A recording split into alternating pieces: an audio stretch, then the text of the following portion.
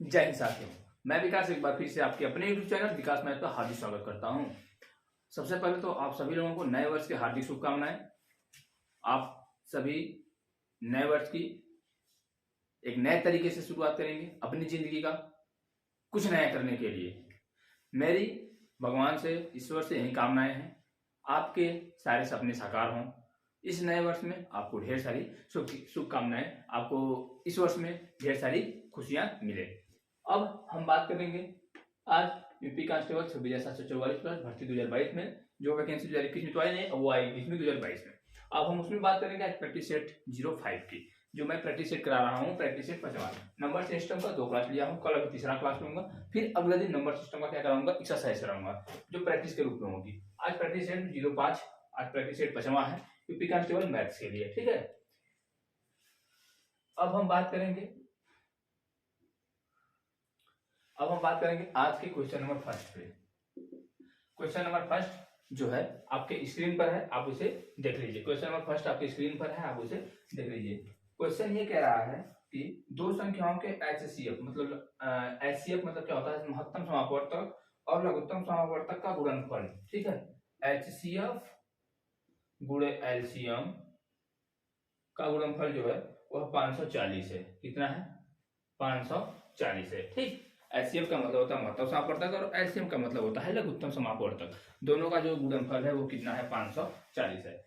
और कह रहा है कि उनमें से एक संख्या, इनमें से क्या कह रहा है? एक संख्या मैं मान लेता हूं x, जो x है वो 60 है, ठीक है। तो दूसरी संख्या पूछ रहा है, ठीक है। क्या पूछ रहा है? दूसरी संख्या, ठीक है। अब मैं बता देता हूं इसका सोल्यूशन किस तरीके से होता है। इसमें क्या होता है कि फार्मूला इसका क्या होता है? एलसीएम गुणे एचसीएफ बराबर पहली संख्या गुणे दूसरी संख्या, ठीक। अब ये मुझे पता है कितना है? 540। पहली संख्या मुझे पता है 60 है, दूसरी संख्या y पूछ रहा है। ये इससे कैंसिल हो जाएगा और y बराबर कितना आ जाएगा? 9, ठीक। यही आपसे क्या कर रहा था? वो पूछ रहा था कि दूसरी संख्या क्या होगी, ठीक है। तो दूसरी संख्या क्या होगी? 9 होगी। दूसरी संख्या क्या होगी? 9 होगी। ये फार्मूला आप याद कर लीजिए। इस फार्मूला के बेसिस पे और भी सारे क्वेश्चन देखने के लिए मिलेंगे आपको। तो ये रहा आज का पहले क्वेश्चन का आंसर 9, ठीक। आप नोट कर लिए होंगे इसे। अब हम बात करेंगे क्वेश्चन नंबर 2 पे। अब हम बात करेंगे क्वेश्चन नंबर 2। क्वेश्चन नंबर 2 क्या कह रहा है? ध्यान से देखिए, स्क्रीन पे है आपको क्वेश्चन कि 15 वर्षों में चक्रवृद्धि ब्याज के तहत कोई राशि अपने आप की दोगुनी हो जाती है, ठीक है। 15 वर्षों में, ठीक है। टाइम कितना दिया है? 15 वर्षों में कोई पी है या कितना हो जा रहा है? अपने आप की दोगुनी हो जा रही है, 2p हो जा रही है, ठीक है। तो कितने वर्षों में वो अपने आप की 4096 मतलब 4096 गुना हो जाएगा, या कितने वर्षों में 4096 पी हो जाएगा। मतलब पी क्या है? आपका मूलधन है, ठीक है। पहले जो 15 वर्षों में पी कितना हो जा रहा है? 2p हो जा रहा है पहले 15 वर्षों में, ठीक है। मैं कहा ये पी है, यह कितना हो जा रहा है? 2p हो जा रहा है कितने वर्षों में? 15 वर्षों में, ठीक है। अब ये फिर जब 15 वर्षों में क्या हो जाएगा? 4p हो जाएगा। फिर यहाँ 15 वर्षों में यह क्या आ जाएगा? 8p हो जाएगा। फिर ऐसे ये बढ़ता जाएगा, 16p हो जाएगा, फिर 15 ईयर्स में, ठीक है। फिर 15 ईयर्स में, ठीक है। ऐसे से ये बढ़ता जाएगा। तो हम क्या करेंगे, ये जो है इसको हम निकाल लेंगे कि 2 के पावर में कितना फॉर्म बन रहा है, क्योंकि दुगना दुगना दुगना दुगना ऐसे बढ़ रहा है। तो 40 और 96 का जब निकालेंगे आप, तो 2 दूनी 4 दूनी 8 दूनी 16 दूनी 32 दूनी 64 दूनी 128 दूनी 256 दूनी 512 दूनी 1024 दूनी 2048 और फिर 12। मतलब कहने का ये मतलब है कि लगभग नहीं, 2 की पावर में कितना आएगा? 12 बराबर 4096 होगा, ठीक है। 2 की पावर बराबर 12 में 4096 होगा। कहने का ये मतलब है कि जो समय होगा आपका, जो समय होगा वो कितना होगा? 15 गुणित 12। ऐसे से बढ़ता जाएगा, ऐसे से बढ़ता जाएगा। जब यहाँ 4096 होगा तब यहाँ पे 12 होगा, ठीक है। ये कितनी बार में आएगा? 12 बार में आएगा। तो 15 वर्षों का 12 बार जाएगा तो कितना हो जाएगा? यह 180 वर्षों में, ठीक है। कितने वर्षों में? 180 वर्षों में 40 96 गुना हो जाएगा। ठीक है, ये रहा आपका आंसर। दूसरे क्वेश्चन का आंसर ये है 40 96 हो जाएगा कितने, 180 वर्षों में। ठीक है, 180 वर्षों में। इसे आप नोट कर लीजिए। ये रहा आज का। इस तरीके की कोई भी क्वेश्चन देगा आप इसी तरीके से सॉल्व कर लीजिए उसे। ठीक है, ये रहा आज का दूसरा क्वेश्चन। अब हम बात करते हैं क्वेश्चन नंबर 3। अब हम बात करेंगे क्वेश्चन नंबर 3 पे।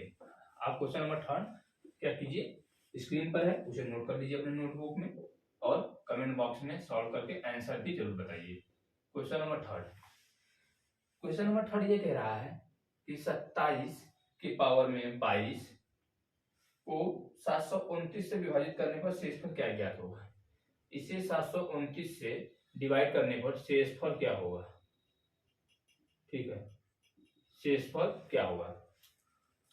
अब ये बताइए 27 की पावर 22 है, मैंने आपको क्या बताया था, ये वाला इससे बड़ा होना चाहिए। ठीक है, अब देखिए यहाँ क्या करेंगे, 27 की पावर 22 है, इसे आप क्या लिख सकते हैं, 27 के स्क्वायर की पावर 11 लिख सकते हैं, अपान के 729 लिख सकते हैं। ये ऐसा करेंगे तभी ये बाहर जाएगा तो 11 गुना 22 हो जाएगा। ठीक है, 27 के स्क्वायर के पावर अगर 11 कर रहे हैं तो वो बाहर जब निकलेगा तो 27 के पावर फिर पावर हो जाएगा 22 हो जाएगा। ठीक है, अब इसे आप क्या लिख सकते हैं, यहाँ पे 27 का स्क्वायर क्या होता है, 729 होता है। ठीक है, अपान के 729 के पावर 11। ठीक है, ये होगा। अब ये 729 और ये 729 कैंसिल हो जाएगा, खत्म हो जाएगा, मतलब पूर्ण रूप से डिविजिबल है। ये क्या है, पूर्ण रूप से डिविजिबल है। तो हमारा जो शेष आएगा, हमारा जो शेष फल आएगा वो 0 आएगा। ठीक है, हमारा शेषफल क्या आएगा, 0 आएगा। तो ये क्या रहेगा आपका शेषफल 0। ठीक है, क्योंकि वो क्या होगा, पूर्ण रूप से डिविजिबल है। वह क्या है, पूर्ण रूप से क्या है, डिविजिबल है। वो पूर्ण रूप से क्या है, डिविजिबल है। ठीक है, अब हम बात करेंगे क्वेश्चन नंबर 4। अब हम बात करेंगे क्वेश्चन नंबर 4। अब हम बात करेंगे क्वेश्चन नंबर 4। अब हम बात करेंगे क्वेश्चन नंबर 4 की। आप क्वेश्चन नंबर 4 को नोट कर लीजिए। क्वेश्चन नंबर 4 आपके स्क्रीन पर है, आप उसे नोट कर लीजिए। कह रहा है कि 4000 रुपए की राशि है, 2 किस्तों में कर्ज पर दी जाती है। ठीक है, 4000 रुपए की राशि है, 2 किस्तों में दी जाती है। ठीक है, एक भाग को इसमें से, मेरे कहने का मतलब 4000 है, इसमें से मैंने मान लिया एक को एक एक्स दे दिया, एक को 4000 माइनस एक्स दिया, इसको 8% पे दे रहा है और इसको 10% पे दे रहा है। ठीक है, ये दर है और यह पी है। ठीक है, यह पहला है और यह दूसरा है।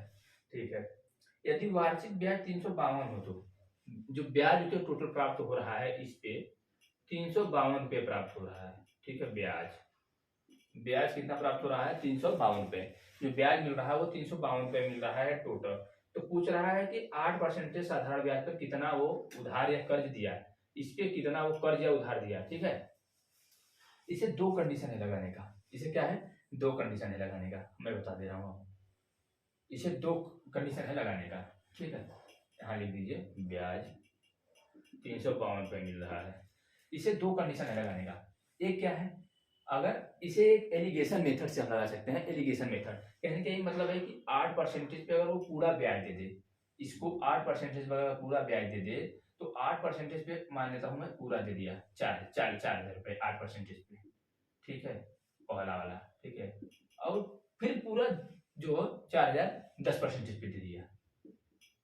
ठीक है, ये हो गया आपका। अब यहाँ पे देखिए क्या आएगा, ये जो 352 रुपये है यह ब्याज किस पे मिलेगा, इसी पे तो ब्याज मिल रहा है टोटल। मैं ओवरऑल भी निकाल रहा हूँ कि कितना परसेंटेज मिल रहा है। ठीक है, ये आ जाएगा 4/32 4/32। ठीक है, 8.8 आ जाएगा, यहाँ लिख लेंगे आप 8.8। ठीक है, यहाँ घटाएंगे तो 0.8 आएगा और यहाँ घटाएंगे तो 1.2 आएगा। ठीक है, आप इसे काटेंगे तो 3:2 आएगा। ठीक है, अब इसे, अब ये क्या आ गया आपका मूलधन। मूलधन में जो वो कर्ज दिया है वो 3:2 में दिया है। वो जो कर्ज दिया है 3:2 के अनुपात में कर्ज दिया है।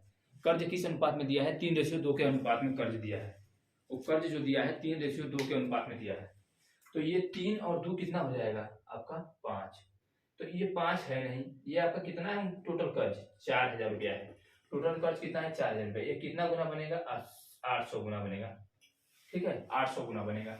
और आपसे पूछ किसका रहा है, आपका 8% पे पूछ रहा है, तो 8% पे कितना उसे दिल रहा है 3, तो ये भी तो 800%, 800 गुना होगा, ठीक है, सॉरी 800 गुना होगा, तो 8 तरीके 2400, तो कितना कर्ज दिया 8% पे 2400 रुपए, यही आपसे पूछ रहा था।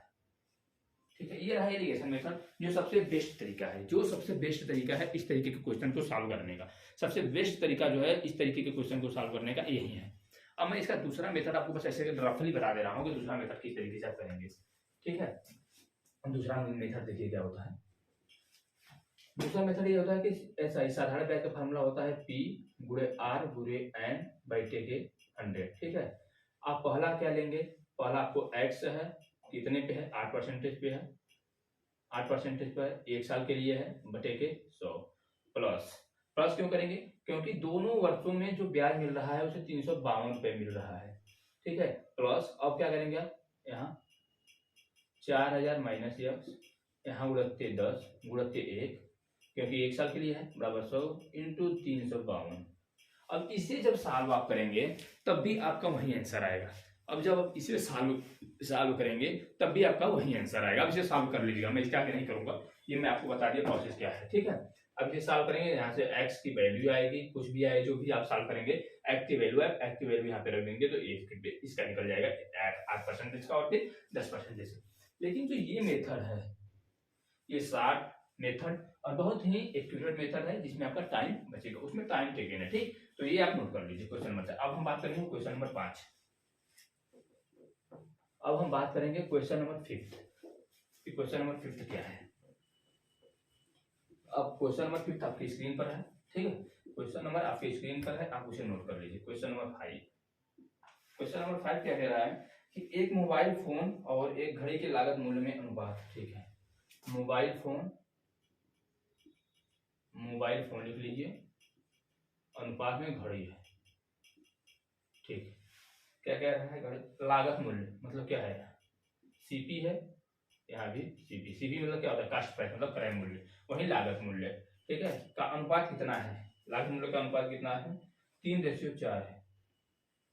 ठीक है, कितना है, 3:4 है। ठीक है, अब आपसे पूरा उनके विक्रय मूल्य के बीच का अनुपात क्या होगा। अब इसमें जो पूछा है वो पूछा है आपका फोन रेशियो घड़ी के विक्रय मूल्य मतलब सेलिंग प्राइस का अनुपात क्या होगा।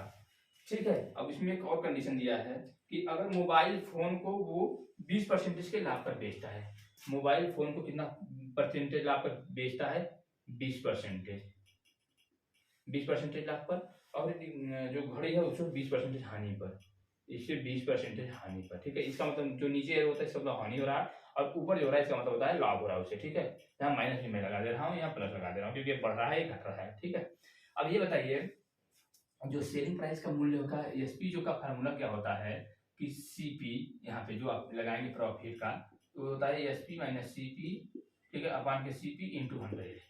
ठीक है, यही होता है, यही ना होता है। अब ये बताइए, यहाँ वो कह रहा है कि ये तो फार्मूला होता है, ये यहाँ क्या, ये एसपी परसेंटेज का फार्मूला होता है। ठीक है, मतलब लाभ परसेंटेज का। ठीक है, ये किसका फार्मूला होता है, लाभ है प्रतिशत, ये किसका होता है, लाभ प्रतिशत का।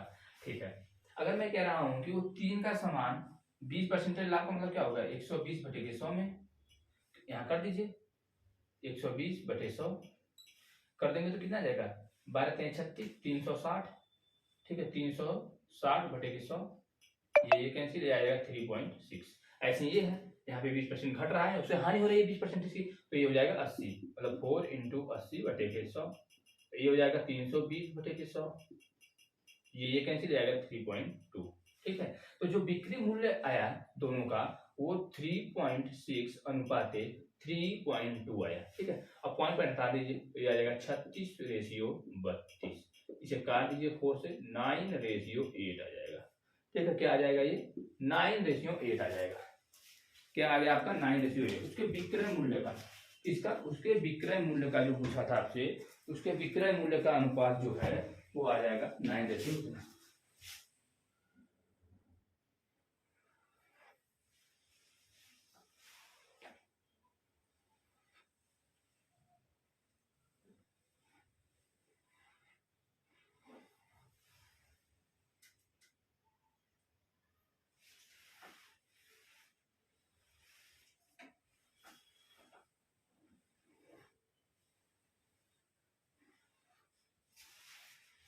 ठीक है, ये है आपका विक्रमूल का अनुपात। अब हम बात करेंगे अगले क्वेश्चन पे। अब हम बात करेंगे अगले क्वेश्चन, क्वेश्चन नंबर 6। इसे आप नोट कर लीजिए। इसका आंसर कितना आ जाएगा? 9:8। अब आप हम बात करेंगे अगले क्वेश्चन पे, क्वेश्चन नंबर 6। Question number 6। अब हम बात करेंगे क्वेश्चन नंबर 6। क्वेश्चन नंबर 6 आपके स्क्रीन पर है, आप उसे नोट कर लीजिए। कह क्या रहा है कि रसीद किसी कार्य को अकेले 15 दिनों में करता है। रसीद जो है वह कितने दिनों में करता है? 15 दिनों में करता है। और जबकि कौशिक उसी कार्य को पूरा करने में 21 दिन लेता है। ठीक है, कौशिक कितना लेता है? 21 दिन लेता है। तो एक साथ काम पर अगर दोनों को लगाया जाए तो कितने दिन में कंप्लीट कर लेंगे? दोनों, मतलब कह रहा है कि आर प्लस के दोनों एक साथ कितने दिनों में कर सकते हैं। तो इसका जब अगर आप एलसीएम लेंगे, ठीक है, 15 और 21 का जो एलसीएम लेंगे वो आपका आएगा 3 × 15 = 105 आएगा। ठीक है, अब यहाँ से इसकी जो इससे भाग देंगे तो उसकी क्षमता निकलती है, एक दिन की क्षमता। तो इसका क्षमता 7 आएगा, 15 × 105, 21 × 5 105, इसका 5 क्षमता आएगा। ठीक है, अगर इस क्षमता से वो काम कर रहे हैं दोनों मिलकर तो 105 टोटल यूनिट काम करने में, ठीक है, 105 जो टोटल काम करना है उसे, टोटल इतना ही यूनिट तो काम करना है, 105 यूनिट। तो 105 यूनिट टोटल काम करने के लिए अगर 7 और 5 12 की क्षमता से दोनों मिलकर काम कर रहे हैं तो कितना दिन लेंगे? 3 35 105 बटे के 4, ये आपका आएगा 4 32 3 35 बटे, ये इतना दिन आएगा। ठीक है, ये रहा दोनों मिलकर काम जो करेंगे। कौन कौन काम करेंगे? रमेश और कौशिक। तो वो कितना लेंगे? 8 सहित 3 बटे 4, मतलब 35 बटे के 4 दिन। कितना टोटल काम लेंगे? 35 बटे के 4 दिन। ठीक है, ये रहा आपका बिल्कुल आसान तरीका। ठीक है, अब हम बात करेंगे अगले क्वेश्चन पे। अब हम बात करेंगे क्वेश्चन नंबर 7 क्या है।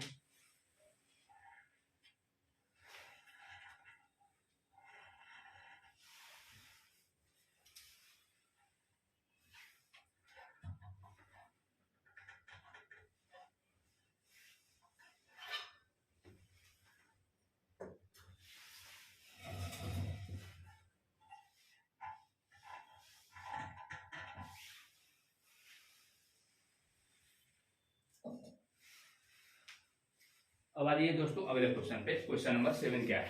ठीक है, आप अगला क्वेश्चन लिख लीजिए। क्वेश्चन नंबर 7 आपकी स्क्रीन पर है, आप उसे नोट कर लीजिए। ठीक है, क्वेश्चन नंबर 7 आपकी स्क्रीन पर है, आप उसे नोट कर लीजिए। ठीक है, क्वेश्चन नंबर 7 आपकी स्क्रीन पर है, आप उसे नोट कर लीजिए।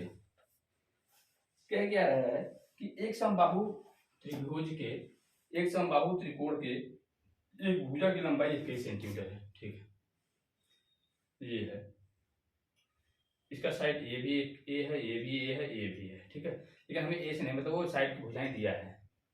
कितना दिया है? 21 सेंटीमीटर, 21 सेंटीमीटर और 21 सेंटीमीटर। ठीक है, कह रहा है कि ये सर्कल एक बन रहा है उसी में। ठीक है, सरकम सर्कल। ठीक है, ये बन रहा है सरकम सर्कल। ठीक है, सरकम सर्कल। ठीक है, ये क्या हो जाएगा? यहाँ से इसका रेडियस हो जाएगा CR, सरकम सर्कल का रेडियस हो जाएगा। ठीक है, और पूछ रहा है आपसे कि परिवृत्त का क्षेत्रफल क्या होगा लगभग। ठीक है, परिवृत्त, परिवृत्त का क्षेत्रफल। ठीक है, परिवृत्त का क्षेत्रफल पूछ रहा है आपसे।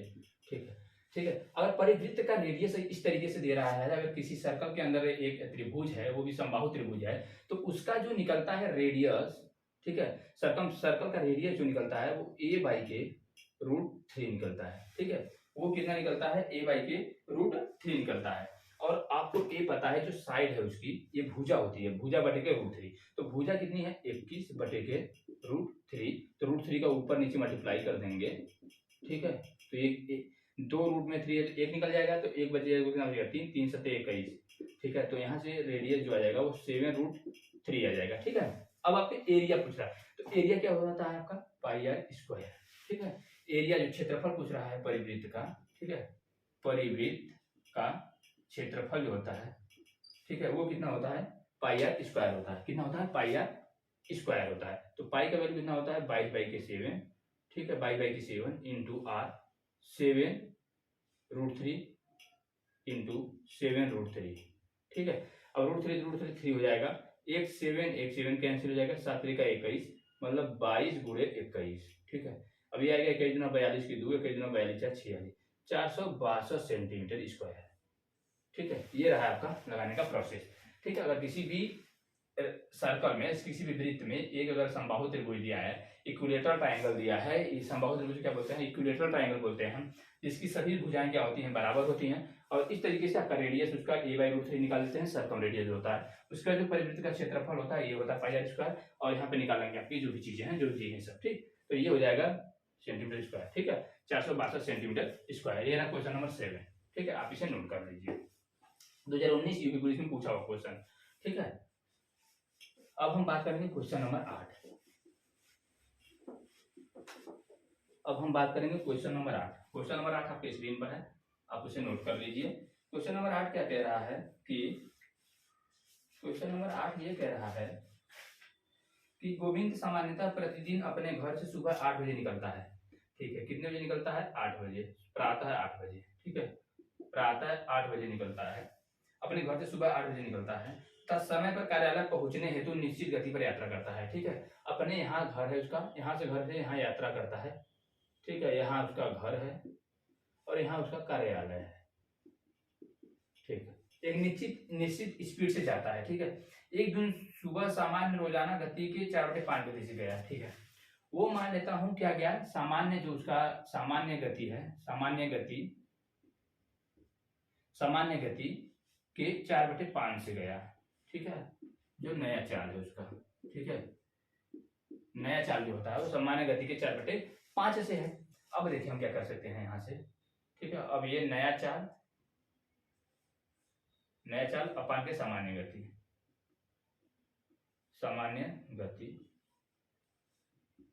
ठीक है, बराबर 4/5 लिख सकते हैं, ठीक है। मतलब इनका जो अनुपात आएगा वो 4:5 आएगा, सामान्य चाल का और नया चाल जो 4 हो जाएगा और सामान्य गति 5। मतलब जो पहले वो 5 में जाता था लेकिन अब कितने में जा रहा है, 4 में जा रहा है, ठीक है। जो चाल का अनुपात होता है, ठीक है, चाल के अनुपात का अगर आप उल्टा कर देते हैं तो वो समय का अनुपात हो जाता है, ठीक है, समय का अनुपात हो जाता है, ठीक है।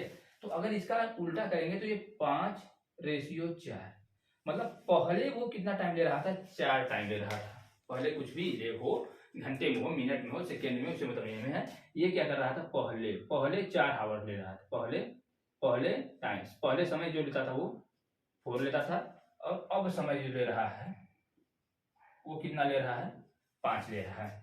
अच्छा ये बताइए, जब अब 5 टाइम ले रहा है और पहले 4 लेता था, इसका ये मतलब हुआ कि पहले उसकी स्पीड ज्यादा रही होगी और अब स्पीड उसकी कम हो गई, तो अब वो जो टाइम उसका ज्यादा लग रहा है वो कितना लग रहा है, 1 लग रहा है। लेकिन क्वेश्चन में आपके 1 नहीं है, 22.50 मिनट है, यह 1 मिनट नहीं है, यह कितना है, 22.50 मिनट है, वो 1 मिनट नहीं है, 1 मिनट के बजाय कितना है, 22.50 मिनट है, ठीक है। तो हम इसको क्या करेंगे, इतना ये हो गया, एक नहीं कितना है, इतना है, ठीक है, इतना गुणा इसका मल्टीप्लाई कर देंगे इतने में, क्योंकि ये इतना गुना बन रहा है 22.50। तो पूछ क्या रहा है कि सामान्य चाल से कार्यालय पहुंचने में कितना समय लगेगा, सामान्य चाल से, तो सामान्य चाल का मतलब सामान्य उसका टाइम कितना है, 4 है, तो 22.50 गुणित 4 कर दीजिए, ठीक है, 4 में 0, 4 पंजे 20 की 0, ठीक है, पॉइंट, 4 दूनी के 8 2 10, 4 दूनी के 8, 4 दूनी के 8 1 9, ठीक है, 90 मिनट, क्योंकि वो मिनट में दिया है, कितना आएगा, 90 मिनट, 90 मिनट मतलब 1 आवर 30 मिनट, ठीक है, इतना टाइम लगेगा उसे सामान्य चाल से चलने में, ठीक है। ये रहा आपका आंसर, सामान्य चाल से चलने में, ठीक है, आप इसे समझ लीजिए। ये रहा आपका 8वां क्वेश्चन। अब हम बात करेंगे अगले क्वेश्चन नंबर 9 पे। अब हम बात करेंगे क्वेश्चन नंबर 9। ये बहुत ही बेहतरीन सेट है, प्रैक्टिस सेट। अगर आप इतना भी तैयार कर लेते हैं जो प्रैक्टिस सेट के हिसाब से है, तब भी आप बेहतरीन क्वेश्चन कर पाएंगे पेपर में। आप अगर इतना भी कर पाते हैं तो आप बेहतरीन पेपर करके आएंगे क्वेश्चन पेपर में, ये मेरा आपसे वादा है कि आप बेहतरीन कर पाएंगे अगर इतना भी प्रैक्टिस कर रहे हैं तो। क्वेश्चन नंबर 9 क्या है मैं बता देता हूँ आपको, कि निम्नलिखित समीकरण का सबसे उचित हल लगभग निकालें, ठीक है। 105 भागे 15 गुणे 38 माइनस 8 भागे 5 भागे 3, ठीक है। आप इसे सॉल्व कर लीजिए। 105 रहने दीजिए, डिविजिबल बाई 15, मल्टीप्लाई ये पहले आप ब्रैकेट के सॉल्व कर लीजिए। 38 में से 8 गया है 8/5, 38 माइनस 8/5, ठीक है, भागे 3। आप इसे करेंगे तो ये आ जाएगा आपका, कितना आएगा, ये आप करेंगे तो कितना आएगा आपका 5 और 40 की 0, 5 15, 4 19, 190 में से 8 गया 192 बचेगा, ठीक है। तो ये लिख लीजिए आप 105 भागे 15 गुणित 182, ठीक है, 182/5 इंटू 1/3। ये जो 3 भाग है तो क्या आएगा 1/3 हो जाएगा। ये 105 हो जाएगा भागे 15 हो जाएगा, ठीक है, इंटू इसे तो कटेगा नहीं ये, तो 182/, फिर यहाँ क्या लिख लीजिए 5 गुणित 3, 3 से इसे काटेंगे तो 35 आ जाएगा, फिर 5 से काटेंगे तो 7 आएगा, ठीक है। अब इसे मल्टीप्लाई जब आप करेंगे टोटल तो कितना आ जाएगा 7 दूनी के 14, ठीक है, 7 और 56 1 57 और 7 एकम 7 5 1274/15, ठीक है। कितना आएगा ये आपका 1274/15। ये आपका है तरीका समीकरण को सॉल्व करने का, ठीक है। ये है तरीका आपको समीकरण सॉल्व करने का। तो 1274/, कितना आएगा 75, जो समीकरण आएगा 1274/15 आएगा, ठीक है। अब हम बात करते हैं अगले क्वेश्चन नंबर 10 पे। अब हम अगले बात करेंगे क्वेश्चन नंबर 10। अब हम अगला क्वेश्चन बात करेंगे, क्वेश्चन नंबर 10 क्या है और किस तरीके से सॉल्व होगा। क्वेश्चन नंबर 10 आपके स्क्रीन पर है, आप उसे नोट कर लीजिए। और जिस भी मेरे साथी को क्वेश्चन सॉल्व करने आ रहा है वो अपने आंसर को क्या करे कमेंट बॉक्स में जरूर बताएं, ठीक। क्वेश्चन नंबर 10, क्वेश्चन नंबर 10 क्या है, क्वेश्चन नंबर 10 ये कह रहा है कि आप HCF निकालिए किसका 54, 162 और 189 का, ठीक है। 54, 162 और 189 का HCF निकालिए, ठीक है। HCF इस तरीके की बड़ी संख्याएं दी जाती हैं तो उसका भाग नहीं दिया जाता कि 54 से भाग दिया जाए, ठीक है। आप वैसे भी निकाल सकते हैं भाग विधि से, लेकिन मैं इसका बता रहा हूँ आपको एक ट्रिक कि इसका आप निकाल सकते हैं कैसे।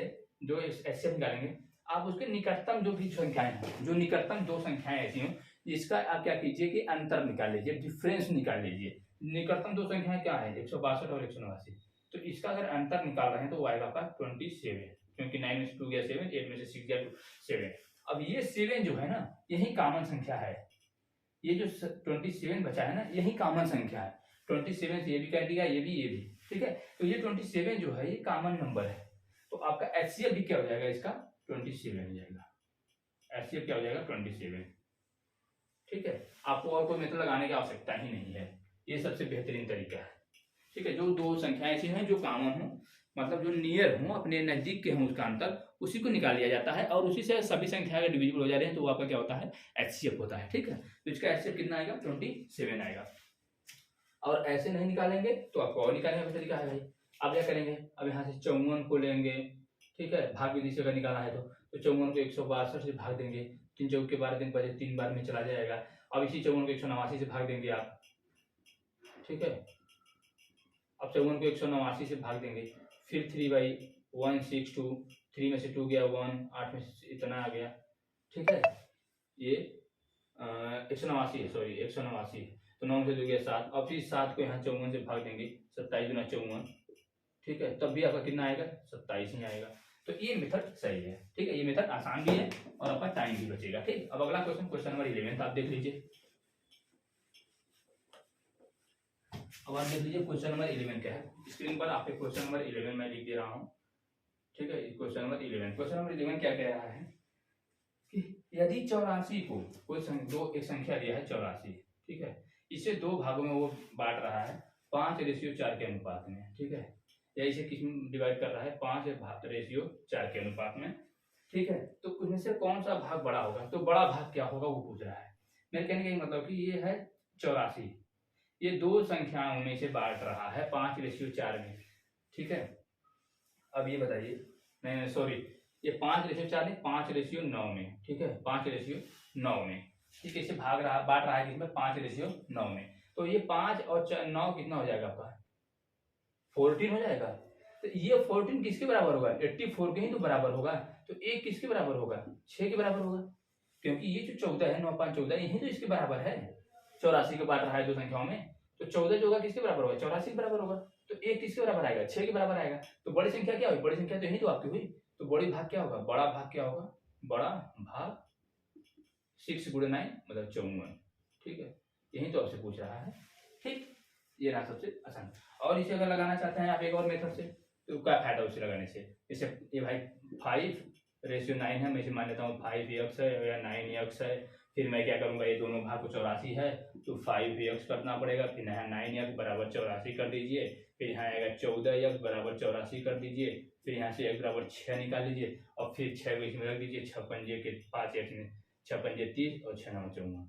ठीक, तो ये भी बड़ा है। तो हमें क्या फायदा, हमें ये तो जब ट्रिक में जब हमें छोटा मेथड पता है, हमें हमारा जहाँ, क्योंकि हमें एग्जाम में क्वेश्चन सॉल्व करने से मतलब नहीं है, बस हमें क्वेश्चन में किस तरीके से हमारा टाइम बचता है वो मायने रखता है। क्वेश्चन तो सॉल्व करने के लिए आप पूरा क्वेश्चन सॉल्व कर पाएंगे, लेकिन आप टाइम किस तरीके से बचा पाते हैं वो बहुत बड़ा मायने रखता है आपके लिए। ठीक, अब हम बात करेंगे अगले क्वेश्चन नंबर 12 पे। अब हम बात करेंगे क्वेश्चन नंबर 12 पे। अगला क्वेश्चन नंबर 12 आपकी स्क्रीन पर है, उसे आप नोट कर लीजिए। कह रहा है कि यदि x अनुपाते 16 प्रोपोर्शनल, ये क्या है आपका समानुपाते 63 रेशियो 36। ठीक है, ये है क्वेश्चन, ये प्रीवियस ईयर में पूछा हुआ 2019 का क्वेश्चन है। अब यहाँ से पूछ रहा है आपका x की वैल्यू ज्ञात कीजिए, x बराबर क्या होगा। मैं आपको बता देता हूँ, अगर इस तरीके का कहीं भी क्वेश्चन दिया हो, इस तरीके का कहीं भी क्वेश्चन दिया हो तो इसका ये मल्टीप्लाई होता है, इसका ये मल्टीप्लाई होता है। ठीक है, तो ये हो जाएगा x गुणे 36 बराबर 16 गुणे 63। ठीक है, तो 36 को आप काट सकते हैं 9 से 4 और ये 63 को काट सकते हैं 9 सत्ते 63 और इसे काट सकते हैं 4 4 जा 16, मतलब x बराबर 28। यही आपसे पूछ रहा था कि x की वैल्यू क्या होगी, आपसे यही पूछ रहा था x की वैल्यू क्या होगी, आपसे यही पूछ रहा था x की वैल्यू क्या होगी। तो x की वैल्यू कितना होगी, 28 होगी। ठीक, आप इसे नोट कर लीजिए, ये बहुत बेहतरीन मेथड है। इस तरीके का भी क्वेश्चन आपको हर एग्जाम में लगभग देखने को मिलेगा। अब हम बात करेंगे अगले क्वेश्चन नंबर 13। अब हम बात करेंगे अगले क्वेश्चन नंबर 13 पे। क्वेश्चन नंबर 13 आप नोट कर लीजिए, आपके स्क्रीन पर है क्वेश्चन नंबर 13। ठीक है, क्वेश्चन नंबर 13 आपके स्क्रीन पर है, आप उसे नोट कर लीजिए। क्वेश्चन नंबर 13 आपके स्क्रीन पर है। रमेश ने मास्क की बिक्री 308 में की है। ठीक है, जो सेलिंग प्राइस है वो 308 रुपये है, जिससे उसे 12% की हानि हुई है। उसे हानि कितना हुआ है, यहाँ से 12% की। ठीक है, 12% की हानि हुई है। अब वो कह रहा है कि वह उसे कितने रुपए में बिक्री करने को उसे 10% का लाभ हो। अब वह इसे कितने में बेचे, यहाँ तो अगर 308 में बेच रहा है तो उसे 12% की हानि हो रही है। अब वो कह रहा है कि लाभ उसे 10% हो, लाभ उसे 10% हो, तब वह विक्रय मूल्य पूछ रहा है क्या होगा। ठीक है, विक्रय मूल्य क्या होगा देख लीजिए, इससे किस तरीके से आप सॉल्व करेंगे। ठीक है, इसे सॉल्व करने का तरीका आप देख लीजिए। 12% को आप क्या लिख सकते हैं, 12/100, ये 3/25 लिख सकते हैं। ठीक, 3 क्या हो रहा है आपका, हानि हो रहा है। क्वेश्चन में कहा है कि हानि हो रहा है, तो 3 का क्या हो रहा है, हानि हो रहा है, और ये नीचे जो होता है वो आपका सीपी होता है, और ये क्या हो रहा है, हानि हो रहा है।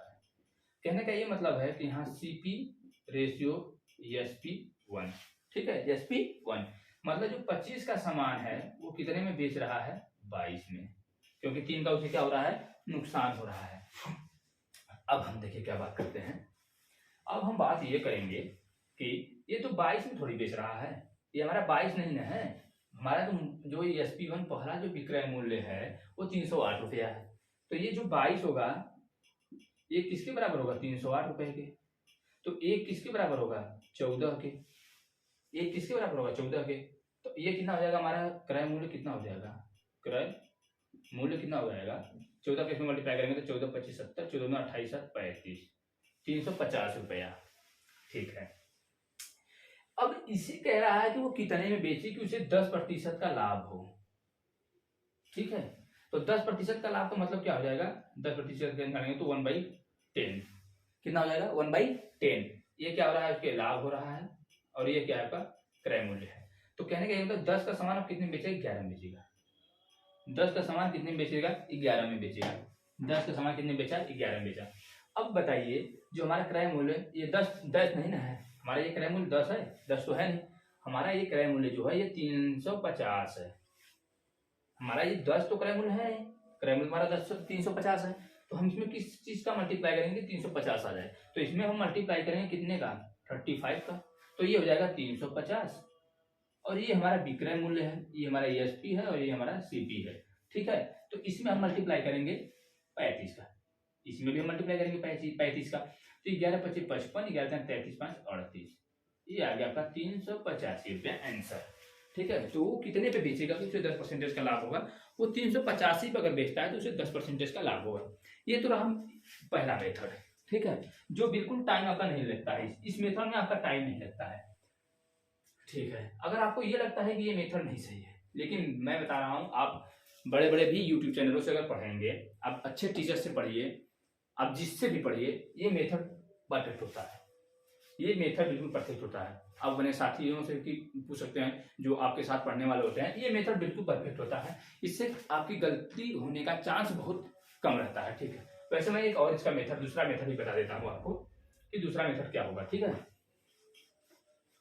अब देखिए दूसरा मेथड क्या होता है, अब दूसरा मेथड जान लीजिए, दूसरा मेथड जान लीजिए क्या होता है, किस तरीके से सॉल्व होता है।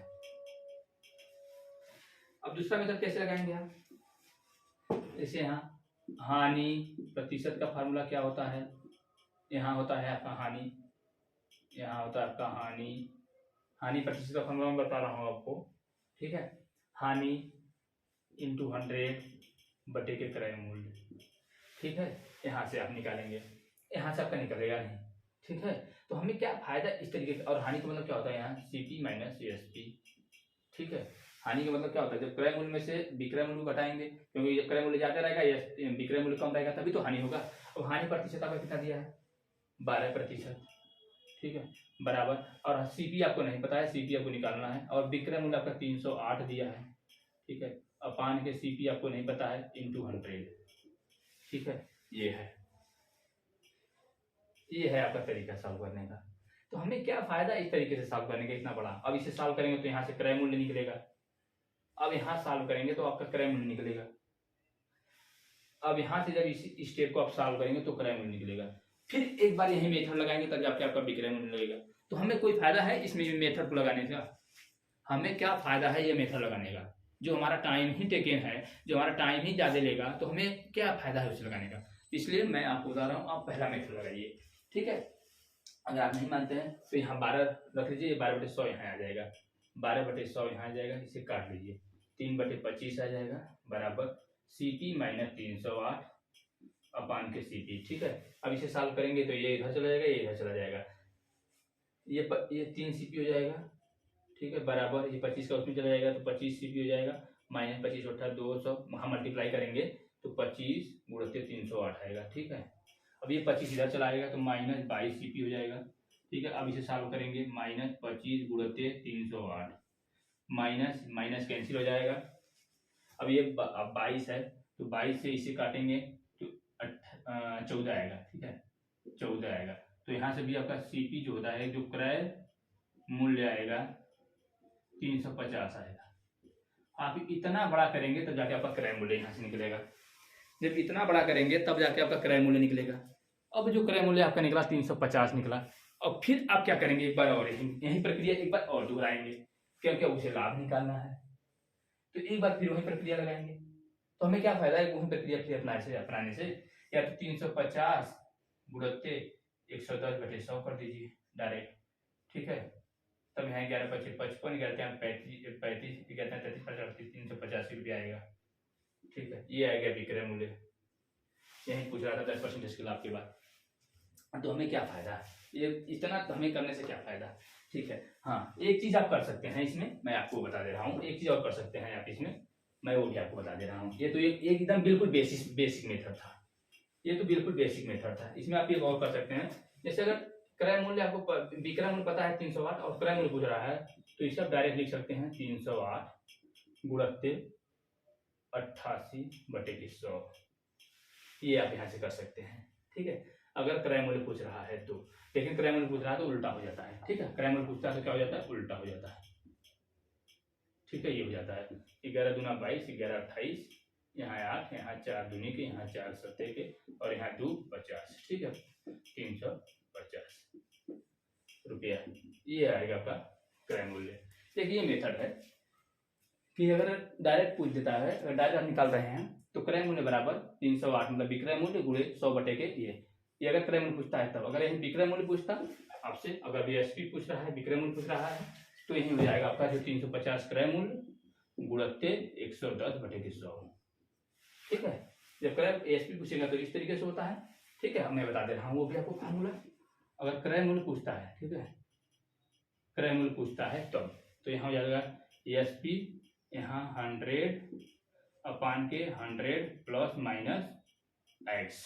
ठीक है, एक्स की जो वैल्यू रहेगी, जो लाभ हानि होगा वो होगा एक्स प्लस माइनस। ठीक है, और ये अगर एएसपी निकालेंगे तो यहाँ हो जाएगा सीपी, यहाँ हो जाएगा 100 प्लस माइनस बटे के 100। ठीक है, ये भी है, इससे भी आप निकाल सकते हैं। आपको 3 मेथड बता दिया हूँ, जो मेथड अच्छा लगे, लेकिन मेरे हिसाब से जो पहला मेथड है वो सबसे बेहतरीन मेथड है। पहला वाला जो मेथड है वो सबसे बेहतरीन मेथड है। ठीक है, तो ये रहा आज का लास्ट क्वेश्चन।